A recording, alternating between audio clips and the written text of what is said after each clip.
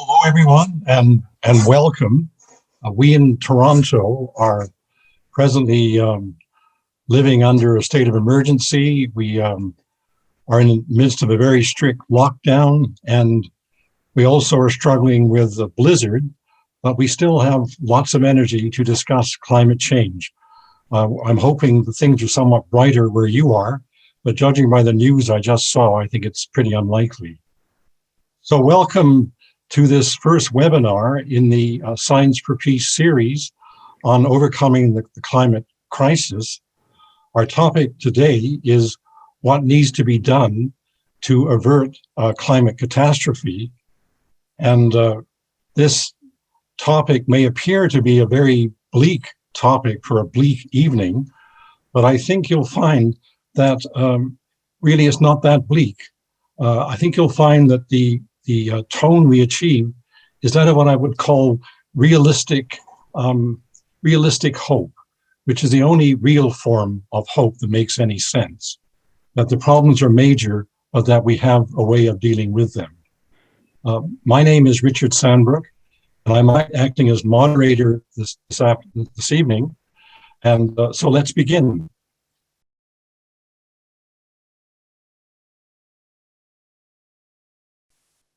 Okay, so that great song was released by the legendary punk band The Clash in 1979.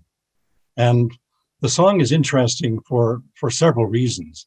The first is that it's just a great song, has real merit. But beyond that, what is interesting is that the song makes reference to the threat of climate change as well as nuclear war. And this was 1979, which was the infancy of climate science. And we can therefore think that as early as 1979, there was a widespread belief among ordinary people that climate change was an issue. We could ask, what happened since then? What happened in the 4 decades plus since 1979? And of course, the answer is, as we all know, that things have got much worse. I mean, we could cite all these statistics to show that, but it's not necessary. We all understand that things have got a lot worse since 1979 when it comes to climate change. And what this means is that a problem that was amenable to fairly clear-cut solutions in 1980, such as, for example, a wide-ranging carbon tax, is now a much more complex problem to deal with. No longer will a carbon tax by itself be enough to deal with the issue of climate change. So tonight we're going to be looking at the issue of what needs to be done. And in fact, although the issue is more complex, it isn't to say that it is not without solutions. As we'll hear later on, we know what we need to do, and we have, in fact, the technology to do it. In other words, if we had the political will, we could indeed achieve a carbon neutral economy within 10 or 20 years. And of course, the next 3 decades are absolutely crucial. So it's very clear, it's very important, I think, to be clear about what the problem is about climate change. The problem is not that we don't know what to do. We do know what to do, and Danny Harvey will be relating what we need to do later on in this program. The problem of climate change is that we know what to do, but we don't do it. So why don't we do it? Well, that, of course, is a very complex issue. But one thing is clear. Many of us, probably most of us, feel overwhelmed. And not only by the pandemic, I might add. We feel overwhelmed by the scale of the problem. Because after all, climate change is a problem that occurs at the local, the national, and the global level. We're overwhelmed by the complexity of the issue, because we know that any transformation our economy is going to touch us in many different ways. And therefore, it's a very uncertain future once we begin this process. We're also overwhelmed by the shortness of the span we have in which to make some fundamental changes. We really only have, at the most, 30 years, probably more like 10 or 20, to make some very fundamental changes. If we don't make changes now, in the near future, then we'll be forced to make them at a later point, and then the temperature increase over the pre-industrial level will be more than 2 degrees centigrade, which will mean we'll be living in a broken planet with all kinds of restrictions on the way we live. So the restrictions we live under now will be nothing compared to those which will happen if we don't deal with this problem in the near future. So we know there's a problem. It seemed like an overwhelming problem. The feeling of being overwhelmed leads to paralysis. Now, we may be good citizens. We may fly less. We may drive less. We may recycle. We may do lots of good things, but those things in themselves are not enough. So what is the answer? We need to get beyond this paralysis that we're now in. And the answer, it seems to me, is can be taken really in one word: organization. Organization is the answer. Because realistically, politics as usual is not going to suffice. I mean, it's very good to vote for green candidates. It's important to send letters to the Prime Minister. It's important to communicate with your MP and MPP on issues of climate change. We wouldn't want to suggest that's not important, but it's not enough. The only way that we can deal with this crisis is if the governments accept that we were in an emergency situation, which we are in, and mobilize resources at the level of what they did during the Second World War and what some governments have done in response to the coronavirus crisis. And therefore, what is important to get that kind of emergency response is organization within civil society, to create a kind of social movement that is powerful enough to impel governments to move against vested interests and carry through the kinds of changes that are necessary to allow us and other species still remaining on this earth to survive well into the future. And so the two webinars that are coming later in this series do deal with this issue of organization. As what we find in civil society is a cacophony of voices, single interest groups. Slowly, we are seeing the coming together, the complementarities among various issue groups in society. It is in the melding of these disparate voices into a single chorus that will put the pressure on governments necessary to bring about the changes we need to survive on this earth in a way that is satisfactory for us. So that is what this series is about, basically. And today, we are, of course, dealing with the issue of what needs to be done in a very practical sense. And we are fortunate enough to have Professor Danny Harvey, who is an expert on issues of climate change, to address us on this issue tonight. Now, Danny Harvey has written 2 textbooks on climate science. He has written about 100 papers relating in one way or another to climate. And he has been the lead author of a couple of reports for the United Nations Intergovernmental Panel on Climate Change. A very influential series of reports have come from that agency. So he is very well qualified to talk about this in ways we can comprehend and to organize our thoughts around. Now, before I turn the screen over to Danny, I would like, however, to draw your attention to the importance of using Q&A.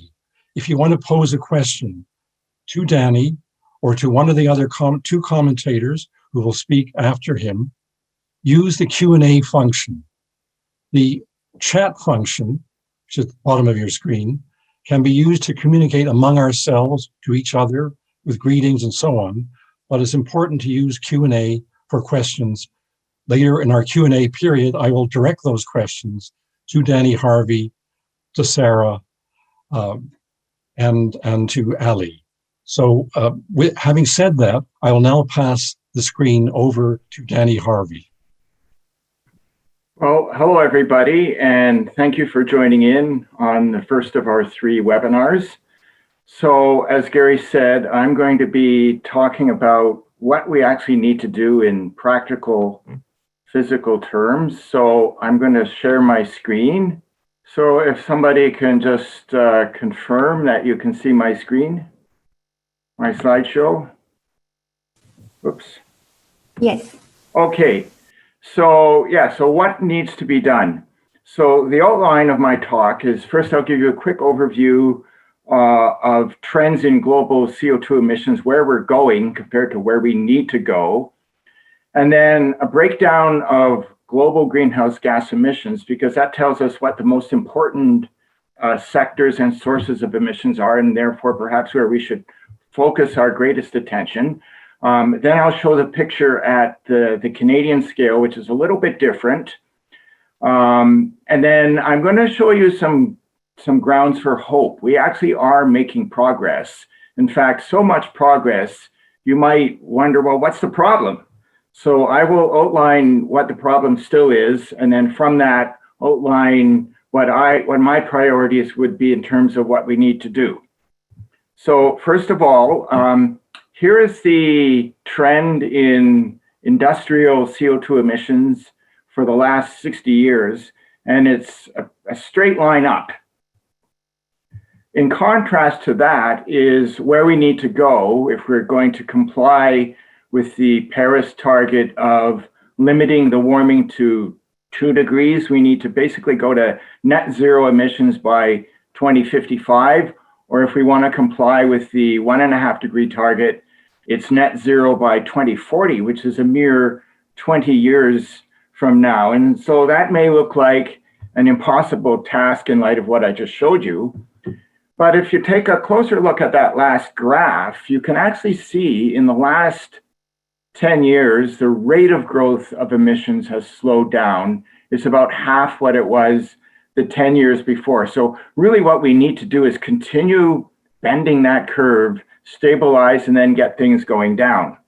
Well, if we decompose that emission curve further, you can see coal emissions actually have peaked and have been slightly downward in the last 5 years. What's still going up is oil, which is mostly for transportation, and natural gas, which is mostly for heating of buildings and some electricity. So, you know, we've turned around 1 out of 3. We've got to turn around these other 2 curves, and we're on our way. So where are the major sources of emissions? This is looking at carbon dioxide at the global scale, and you can see the 2 largest sources are generation of electricity and use by industry. But that electricity, of course, is used by various sectors. So what I can do in the next slide is allocate the electricity emissions to the sectors where they're used. Another large source is land use change, deforestation, which is primarily for soybeans or cattle ranching in the Amazon, or subsistence agriculture in Africa, or biofuels in East Asia. So when we allocate those emissions from electricity and land use to the sectors that are actually using the electricity or the biofuels, this is the picture at the global scale. And you can see industry is number 1, transportation is number 2, buildings third, and agriculture in there as well. Within the industrial sector, the 2 largest sources of emissions are the production of iron and steel and the production of cement, which goes into buildings, infrastructure, roads, bridges primarily, and some of the consumer products in the case of iron and steel that we consume. In the case of transportation, most of it is road transportation, and you can see Passenger is a little over half. Freight transport is a little less than half. Air, which is primarily passenger. Ship, which is primarily moving freight around. So much then for industrial CO2 emissions. Another important greenhouse gas is methane. Some of it gets into the atmosphere from oil and gas extraction or is produced from burning of biomass. Livestock is a major source, farting and burping cows, other agriculture, rice paddies, landfills, and waste. A third greenhouse gas of importance is nitrous oxide. And here the major sources are manure, primarily from livestock, or fertilizers for agricultural crops, some of which are feeds that are fed to livestock. So national emissions are generally reported in terms of equivalent CO2 emissions. That is the amount of CO2 emitted alone that supposedly is equal to the same climate effect as the actual mixture of CO2, methane, and nitrous oxide emissions that are occurring. It's a little bit complicated, however, because, for example, if you look at methane, a given mass of methane has over 100 times the heat trapping effect as the same mass of CO2 in the first year, but its concentration and hence its heat trapping rapidly decreases over time within decades. So really the equivalence between methane and CO2 depends on the time horizon that you're considering. If you are concerned about near-term climate impacts like the next 20 or 30 years, or if you're concerned with measures where you'll see a quick benefit by reducing emissions, then we're going to be looking at a shorter time horizon, and that's going to place more emphasis on methane emissions than if we looked at a longer time horizon. So anyway, here are the major CO2 equivalent global greenhouse gas emissions on a 20-year time horizon. And you see animal agriculture is the single largest source of equivalent CO2 emissions.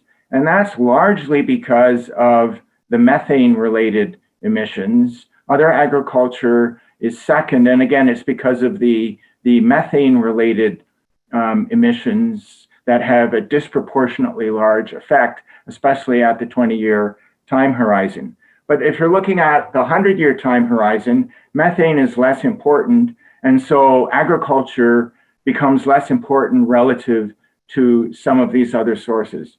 Now, I should just mention there's been a lot of conflicting estimates of the role of animal agriculture, ranging from anywhere from 15% to 50% or more. This is my own sort of back of the envelope calculation, and I'm coming at the low end.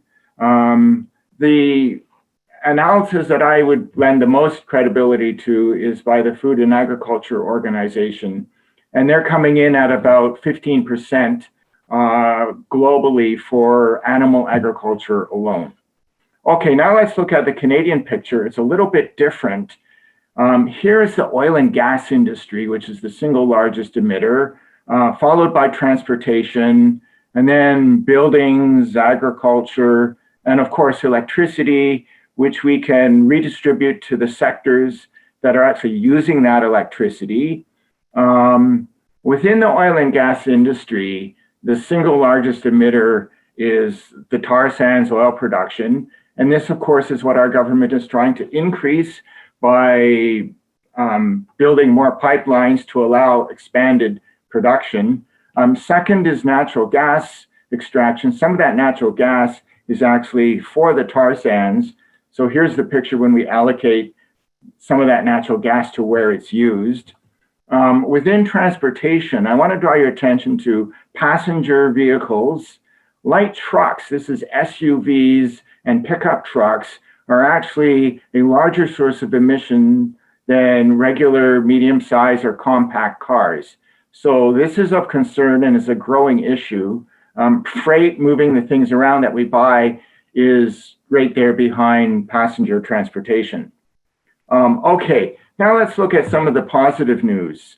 There has been a truly breathtaking increase in the global capacity to generate electricity from wind turbines, from wind energy in the last 20 years, reaching about 750 gigawatts of capacity globally. And much of that capacity has been onshore wind, like you see here, but about 5% of it has been offshore wind. And that took off more recently, just from about 2009 or 10. And most of that offshore wind, in fact, almost all of it, is in shallow waters with the turbines anchored in the seabed. But most recently, we're starting to see the next phase, which is the development of floating wind turbines, which opens up vast additional opportunities for the production of energy from wind. And it is now just poised to take off. This is what's built and what's in the pipe for the next few years. And there are big plans to build huge arrays of floating wind turbines, floating wind farms that would be linked to hydro and solar and other sources and really begin to make a really big difference. And there are also similar concepts under consideration for coastal China, Korea, Japan, and North America. Now, with regard to solar, we have large centralized arrays like you see here, or entire communities built in Europe, for example, where systematically there's building integrated PV panels, which in this case are the roof.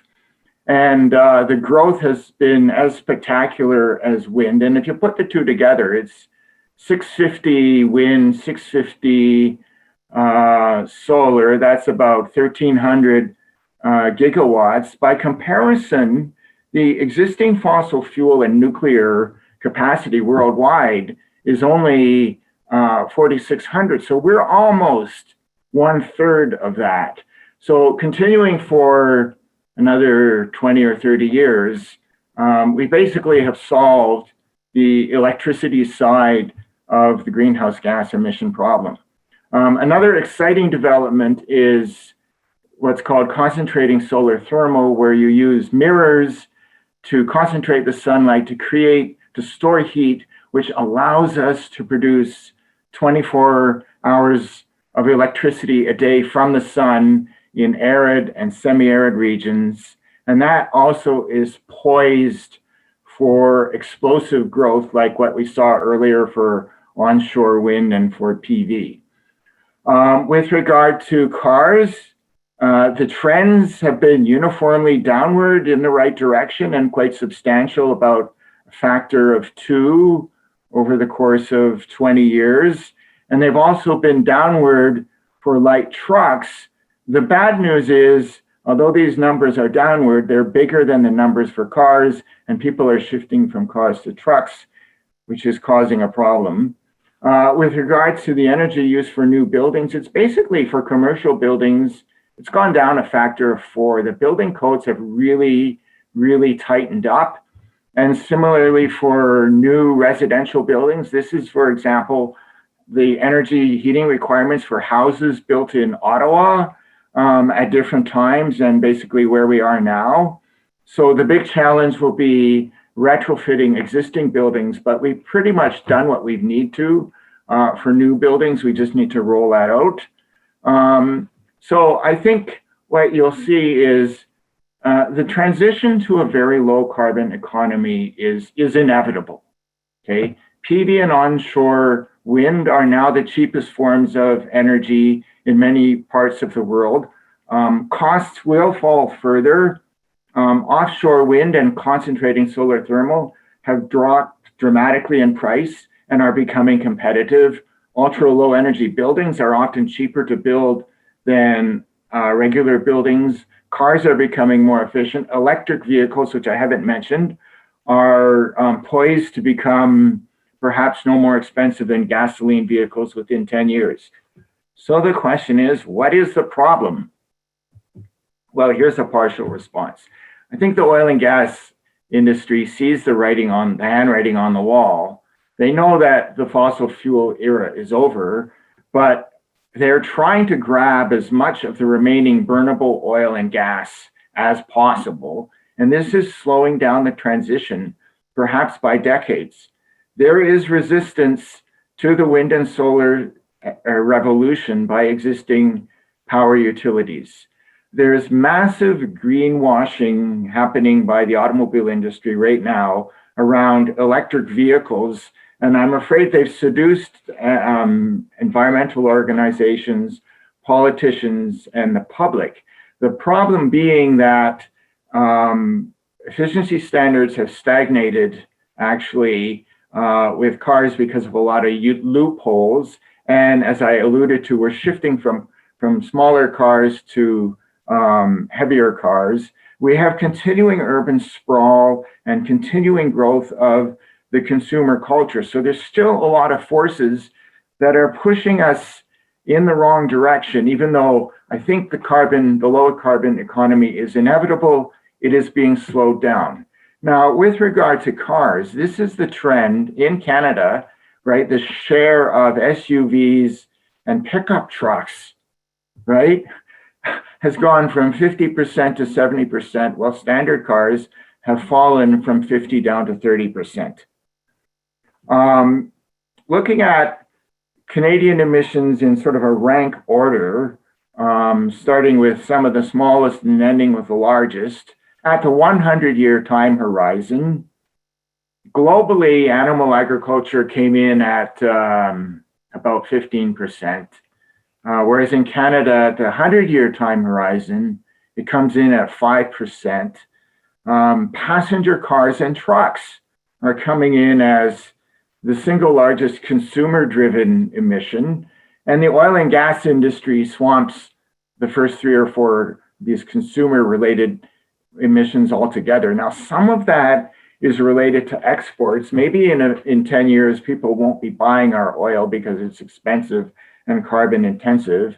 But a lot of the Canadian oil and gas emissions are emissions providing the things we're demanding, right? They're meeting our demands for energy. So allocating the domestic share of the oil and gas industry emissions to the consumer sectors where it's consumed, this is the picture we see here. And so that bumps up yet further the importance of cars and trucks. Some of the oil and gas emissions are methane related to natural gas, which we use a lot of in buildings. And so you see a large share of it allocated to buildings here. Now, if we move to the 20-year time horizon, the methane emissions become relatively more important, and they're a big part of agriculture. And of course, our natural gas for heating involves methane emissions. And so now this is the ranking.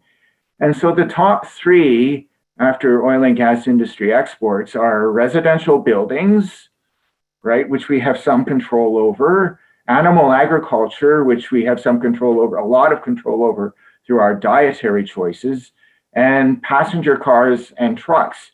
So in light of that, and before I move on, here is just a case study of the impact of switching from a regular diet. This is the US case study. So from the American diet to, as a hypothetical extreme, a vegan diet where you're replacing animal food products with legumes. This is the reduction in emissions because the alternatives to animal food products entail far less emissions. And if one were to go further to an organic vegan diet, this would drop another 20%. And so the agricultural share can be cut by about 50%. And we have a factor of 2 choice in the kinds of cars we drive. And the potential exists for factors of 3 to 4 reduction in fuel use by cars, even without going to electricity. So we need to push hard on regulations. So here's my 5 most important areas. We need to keep up the pressure on the oil and gas industry as the single largest source of emissions in Canada. So no new pipelines. We need to deal with tar sands operations because of their impacts on landscape, downstream impacts, which mostly involve Aboriginal lands, the threat of offshore drilling, liquefied natural gas. The bottom line is there should be no new fossil fuel structure of any kind, apart from maintaining the existing system in a state of good repair for as long as it's still needed. No new fossil fuel infrastructure. I think the automobile industry has been getting a free pass. We've been focusing a lot on the oil and gas industry, and I don't hear much on the automobile industry, and there's a lot of greenwashing. We need stringent fuel efficiency standards. What is the fuel consumption for the people that are still driving gasoline-powered vehicles? And let's make them 3 to 4 times more efficient, because it's still going to take a long time to fully transition to electric vehicles. And electric vehicles are not necessarily an environmentally benign choice either. There's mining impacts and all sorts of other impacts. We need to be promoting a shift to either vegetarian or vegan, or at least low animal food product diets, especially targeting beef and dairy consumption from a climate point of view. So there's 3, and then any 2 of the others, depending on your preference, could also be in the top 5. Fossil fuel subsidies, both direct and indirect.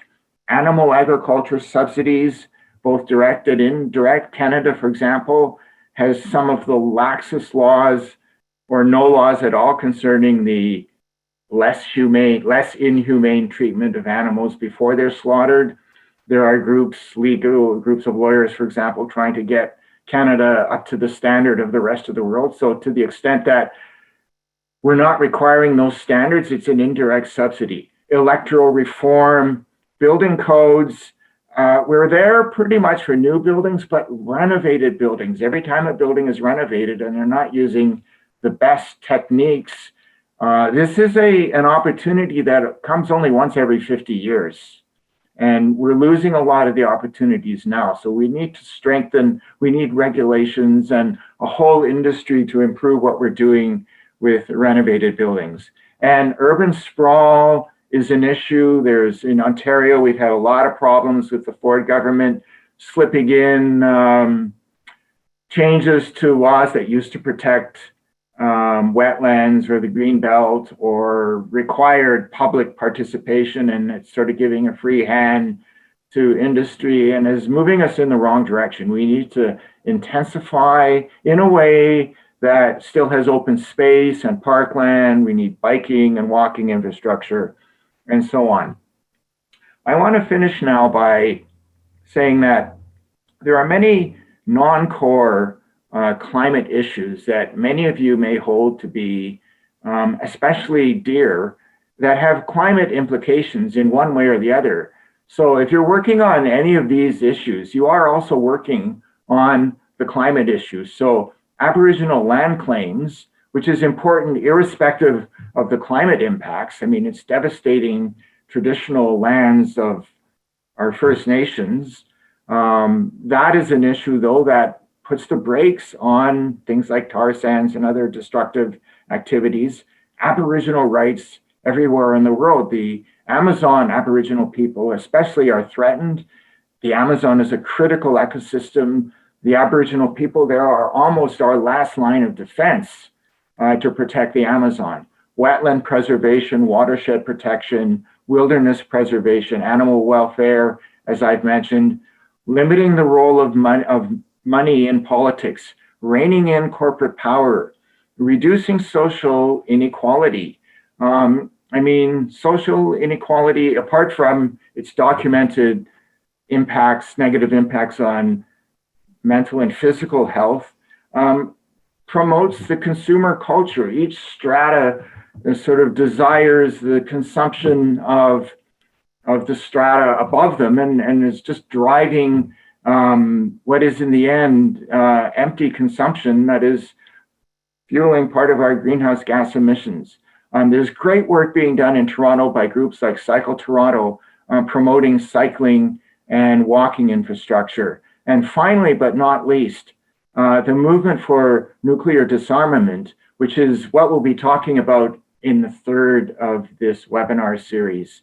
I mean, the nuclear weapons race, apart from a threat to our survival, the military is a source of greenhouse gas emissions. It's sucking talent, scientific and engineering talent that could be used solving the problem. It's a waste of money.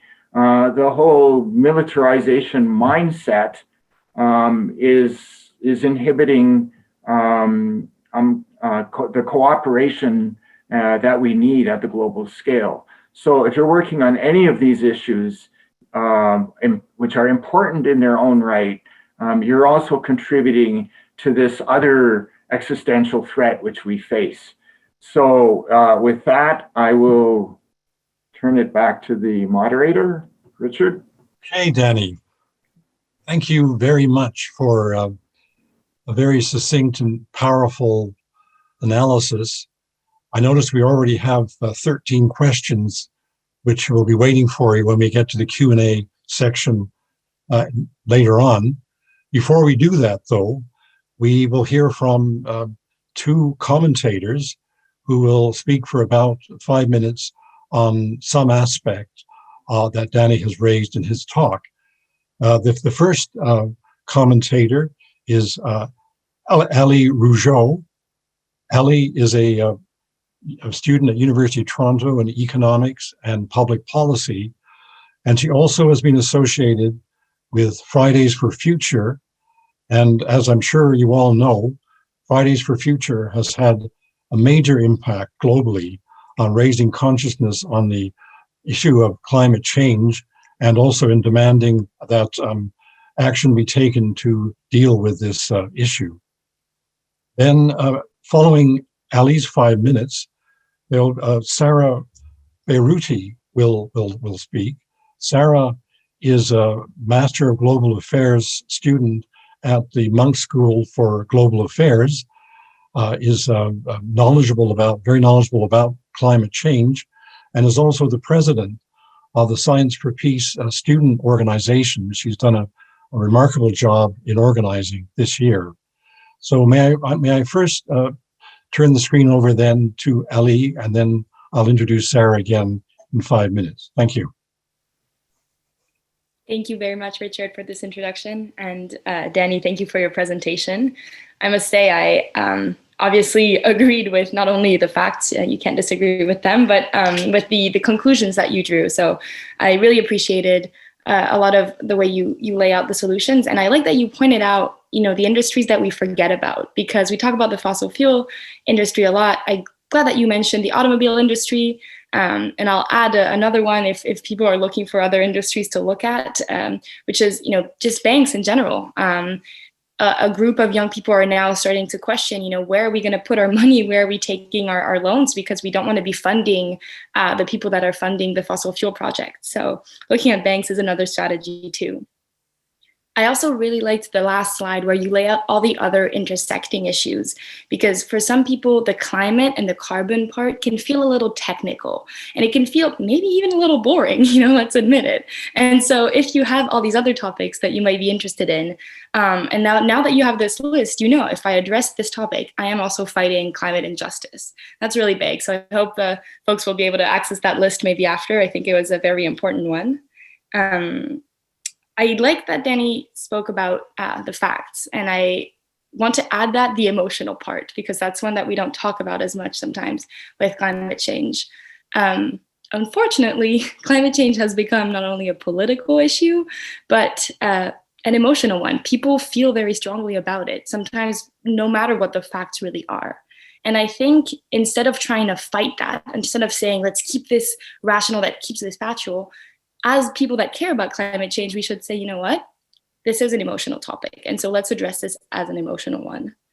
This is true for yourself. If you're feeling really angry, I would want to say, stay angry. You're allowed to be angry. It's not irrational to be angry. The young people that are fighting through climate strikes, definitely it started with anger, I think. And then we use that anger to create what I like to call organized outrage, which is really you still are angry, but in an organized way that's more productive. So don't suppress those emotions. And the same thing goes for others. Let's not blame others for the feelings that they might have. Let's not let our emotions let people pit us against one another. I often see some rhetoric in people that just learn about climate change that almost want to blame people that work in high carbon industries. Well, you should quit your job if you really care about climate. That's not the right way to go. I don't dislike fossil fuel workers. I dislike the companies that they work for, and I want to change that. But I think it's really important to know that our anger can make us maybe have little lapses of judgment in where we're targeting our energy, and acknowledging that can help you kind of move forward. Another part is that a lot of the facts that were presented here, they seem like something that our elected officials would know. I definitely assumed that when I started doing activism. But meeting with elected officials, I realized that a lot of them actually have never heard a presentation like the one you had today, or if they had, they were not listening. And so it's not a bad idea to continue the education work on climate. If you're someone that's good at educating people, that's a part of the fight that shouldn't be neglected. The facts are not commonly out there to everyone, despite what you might think. And then my last point is around the ambition of what we want. So right now we focused a lot on, the sectors that need change, maybe the energy. I really want to encourage us, even if it's harder, to not settle for an energy transition. I would really, really want to see a shift towards nonviolent economies, towards a commitment to peace, towards accountability and transparency, right? These things all sound good, but we might be tempted once we have an energy transition to leave it there. I hope we don't. I hope we don't settle for that, just because I don't want my children in 10 or 15 years to be fighting another major ecological crisis because we just focused on the carbon and we didn't look at what was underlying the mess that we're in. So that was my reaction. I really look forward to your questions if you have any. Thank you. Thanks very much, Ali. I'm especially interested when you raise the emotional side of it, which of course we had ignored up to this point. The kind of not only anger, but actually grief that many people feel when it comes to the climate. This is a highly emotional issue. And as long as that kind of emotion, of course, is a major motivation for organization and activism. Well, now let's move on to Sarah, to Sarah Beiruti, and then later on we can have a question period. So Sarah, please take the screen. Thank you, Professor Richard, for the introduction, and thank you, Professor Danny, for your presentation. Professor, you spoke a lot about this already, a lot about the different industries that are contributing to climate change and slowing down the transition to a low-C economy and the ways we can contribute to climate change. But what I've personally noticed in my engagements with younger climate change activists is that the conversation is mostly focused on individuals' consumerism, habits, and behaviors. The focus is on changes like refraining from using plastic straws or using recycled bags, practicing veganism. And though the mere act of doing something about climate change is rather important, there is a strong argument that individual consumption changes are essentially futile if we do not implement policy changes for these corporations. So a 2017 report by the Climate Accountability Institute stated that 70% of the world's greenhouse gas emissions can be traced back to only 100 companies. Additionally, in 2020, The Guardian reported that Coca-Cola, Pepsi, and Nestle named 3 top plastic polluters for 3rd year in a row. So what I noticed, at least from my conversation, is that there's less energy focused on the international corporations and their harmful impacts on the environment and other issues that arise from climate change, such as the fact that we're already seeing the world's first climate change refugees in Oceania, and that starts conversations conversations on statelessness. Where do you go when your home literally no longer exists? Even their access to resources like healthcare and these new, as stateless people, what happens to them? Where does the conversation on climate change even begin? Are we doing enough? And what are the impacts of, say, war on climate change? So Professor, from your expertise, my question really is, what is the threshold? How much can change in consumer behaviors actually impact or rather slow down the impacts of climate change when not much is changing with regards to monitoring international corporations' environmental practices? Should the conversation on climate change revolve mainly around placing pressure on governments around the world to implement these policies, or is it critical to focus on both? And I know you've already talked about this, but what is exactly the threshold? At what point do we know that, yeah, we're doing enough? Thank you. Thanks very much, Sarah. And Danny, I wonder if you've had any short response to either or both of Sarah and Ali. We have to do everything. I mean, but personal actions can make a big difference. Diet was 10 or 15% of our global warming impact. We can cut that in half, potentially. Our energy use in housing, maybe not right now, but at some point, we can reduce our home heating requirements, transportation choices, and even if any one action, I mean, those may individually be 5%, it may add up to 15 or 20% of the total, but that's, 15 or 20% that I'll take. At the same time, we need to push governments to maintain the policies, to carry through on the transition to a carbon-free electricity grid. We need to clamp down, as I said, on the automobile industry. We need to require them to make cars and trucks that are far more efficient. So it's really, we're at the stage now where we can't afford not to do anything that's on the table. We need to do everything that's on the table. Okay. Well, thanks very much to all three of our panelists. Okay, so now we are moving on to the Q&A section of the program. Let me bring up the Q&A questions. Well, the first question is a very practical one to Danny. Will you send us the slides after the presentation? Well, the whole webinar is being recorded, right? It'll be made available. Right. But if you want to contact me directly, my affiliation is Department of Geography, University of Toronto. And I just tested it because I forgot to put my email address on the presentation. But if you just Google Department of Geography, U of T, you'll get to the department homepage and then go to people. It's easy to find my email address. So I'd be quite happy to send it to anybody or answer any questions or have any follow-up discussion.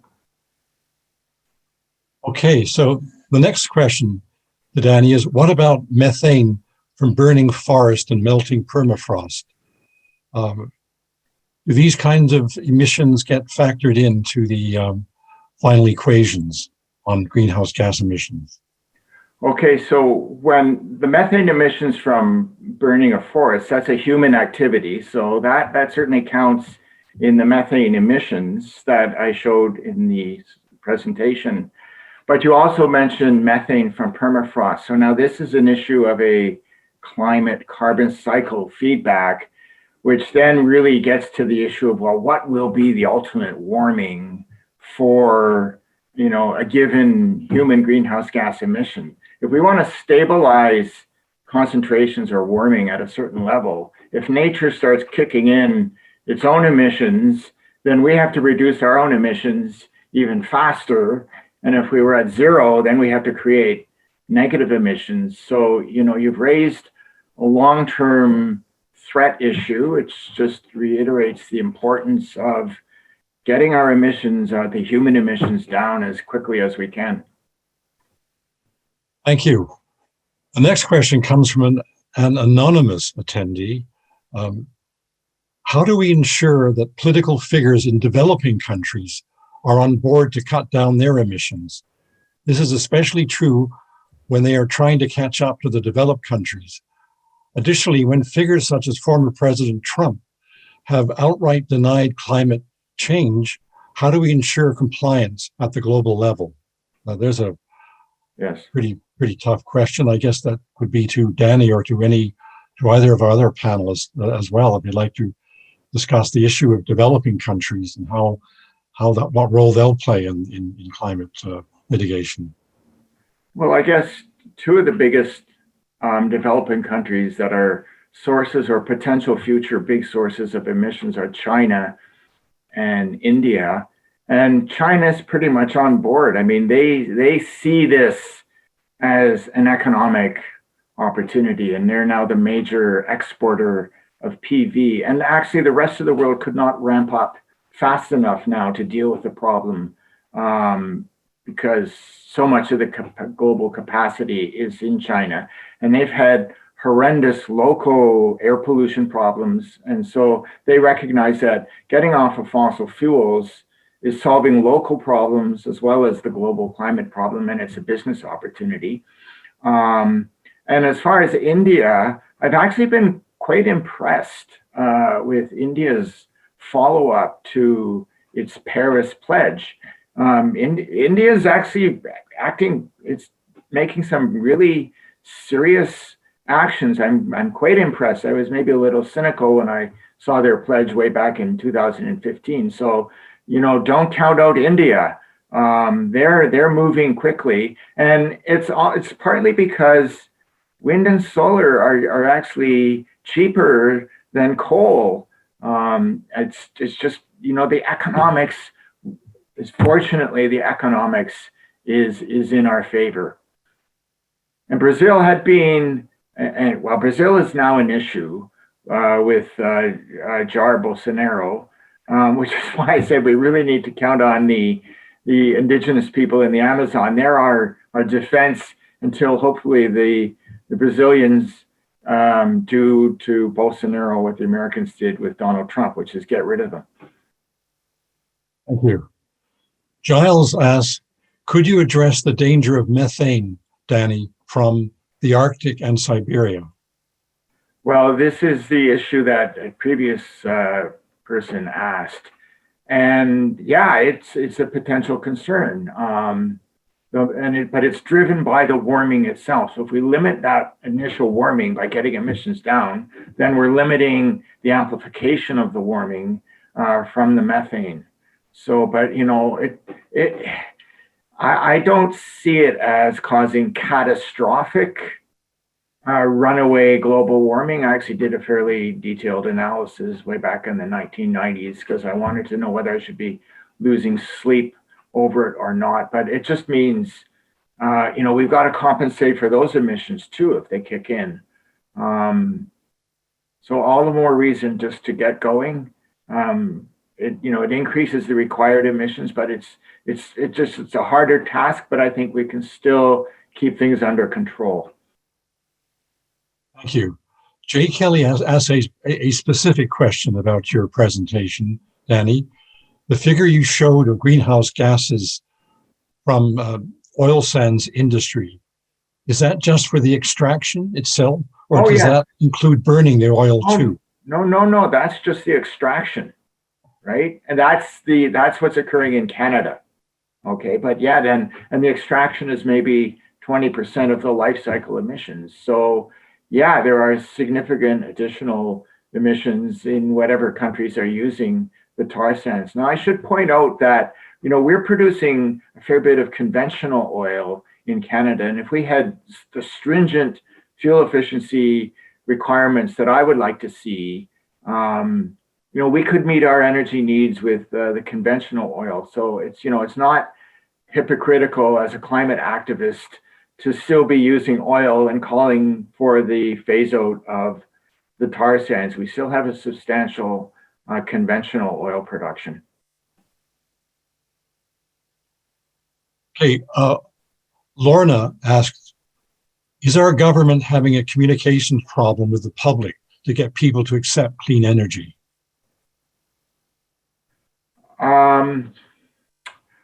Well, I think people are interested in principle. I think the issue is cars. People are buying more and more gas guzzling cars.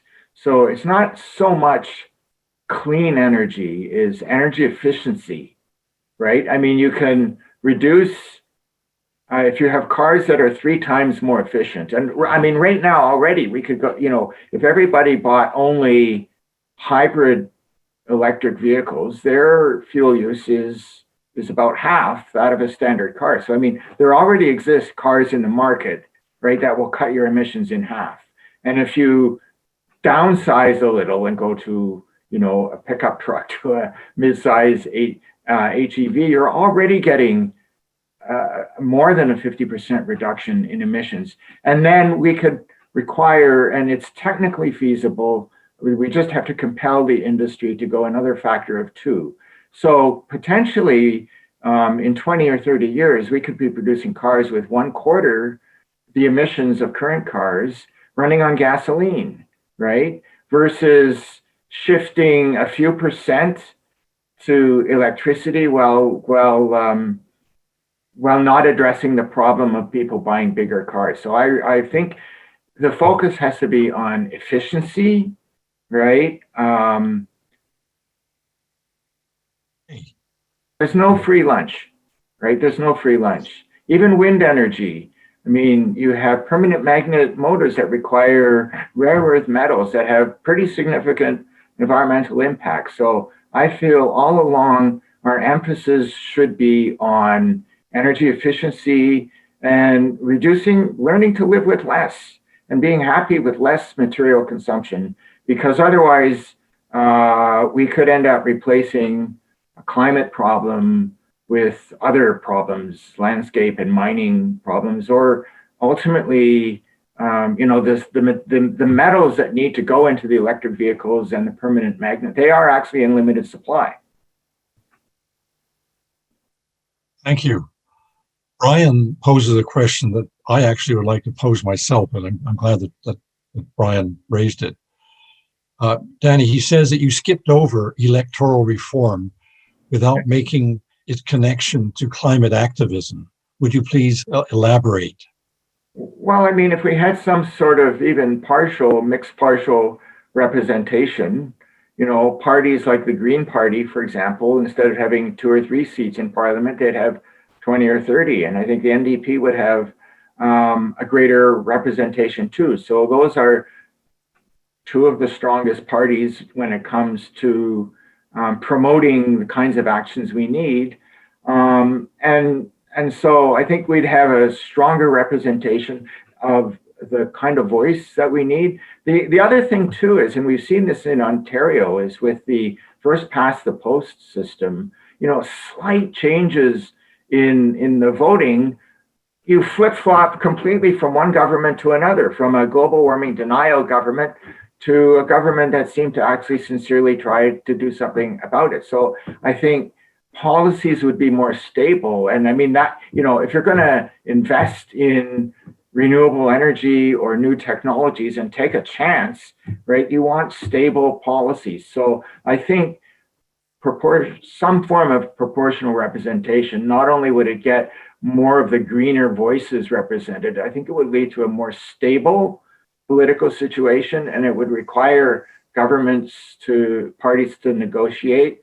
And there would be no value in adhering to extreme point of views. So, I mean, this is going beyond the climate issue, but there's a whole bunch of good reasons for electoral reform. But I think it would definitely help the climate cause and many other causes at the same time. Okay, thanks, Danny. Ray asks, don't we have to stop building housing with fossil fuel heating? And how would we do that? Okay, so the first step is all new housing has to meet the Passive House standard. And that's actually going to be the standard in Toronto in 10 years. And it's actually the standard for new residential housing and buildings, for example, at the University of Toronto Scarborough campus. And it's pretty much the standard now in Europe. So you get down to the passive house standard. It's a 10 times less heating energy requirement than the average of existing buildings. And then you switch to either electricity, and it could be electric resistance or electric heat pump, or you could use some carbon neutral natural gas, for example, biogas from agricultural or food waste, for example. So it's either that, it's either electricity or a carbon neutral natural gas, but you get the heating requirement down first through, again, it boils down to energy efficiency, reducing the need for heat in the first place. The issue is, again, the existing buildings. You're not going to, with retrofits, get as low, but we have a lot of, for example, apartment towers built in the middle suburbs of Toronto that were built in the 50s, 60s, and even 70s. And various analyses have shown that, we can get 80, 90% reductions in the heating and thus the natural gas requirements for those buildings. And there are initiatives underway. There's the Tall Towers project. Again, this is another example where, you can be getting involved at the municipal level. There are a lot of good things happening, and we need to keep pushing and helping to address these issues. Okay, Danny, you're getting quite a grilling tonight. We have time only for two further questions. One is from John, who asks, what will replace fossil fuels? If you say wind, what will you do when the wind stops blowing? Right. Okay. So what we need is diversity. So you mix wind and hydro and solar. You also have geographical diversity. So I think what we need in Canada is to build east-west high voltage DC transmission grids, because the storm systems progress from west to east. And if it's windy in the prairies, it might be calm in Ontario and Quebec, but eventually that system is going to move into our part of the country. And we have large storage capacity with hydro.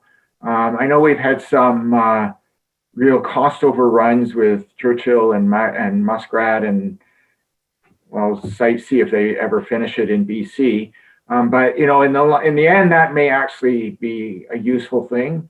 There's other ways of storage, but I'd be more than happy to, as a follow-up, send anyone interested some of the papers showing for different parts of the world, hour by hour, how you can match supply and demand from a purely renewable wind, solar, hydro, little bit of biomass, and various kinds of storage, and also demand shifting. So, for example, if you go back to the passive house, it loses the heat so slowly that you could just not have the heating system on when the wind isn't blowing, and overheat the house by 1 degree when the wind is blowing, and then let it drift for a day or two. You have that ability if the rate of heat loss is so small. Okay, Daniel, I think we better bring the Q&A session to a close. There are many more questions, but we do want to stick within our 1 hour and 20-minute deadline. So that would therefore bring this part to a close. I do want to tell our listeners that we do have one more surprise for you at the end.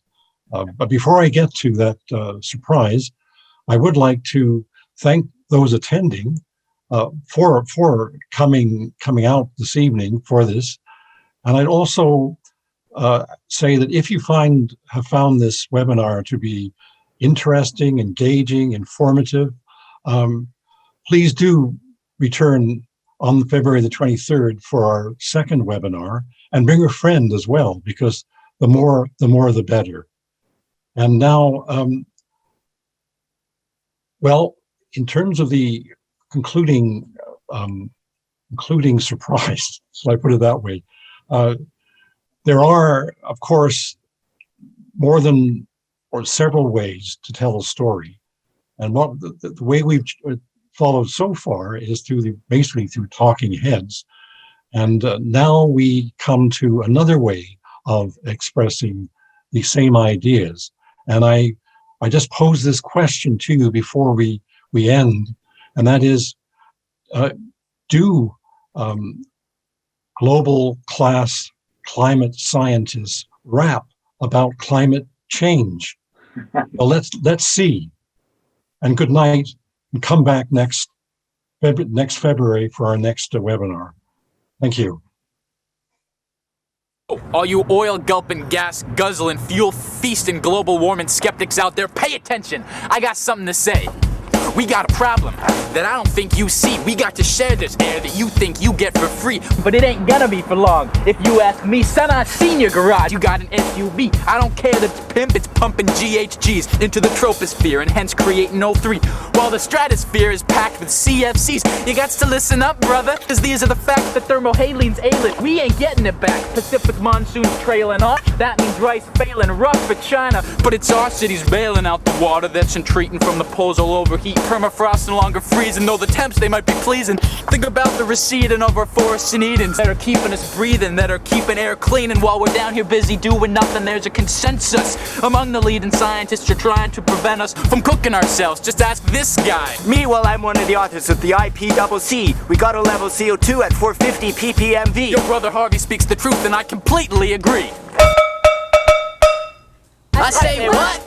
It's getting hot in here. There's too much carbon in the atmosphere. I say what? It's getting hot in here. There's too much carbon in the atmosphere. I say what? It's getting hot in here. There's too much carbon in the atmosphere.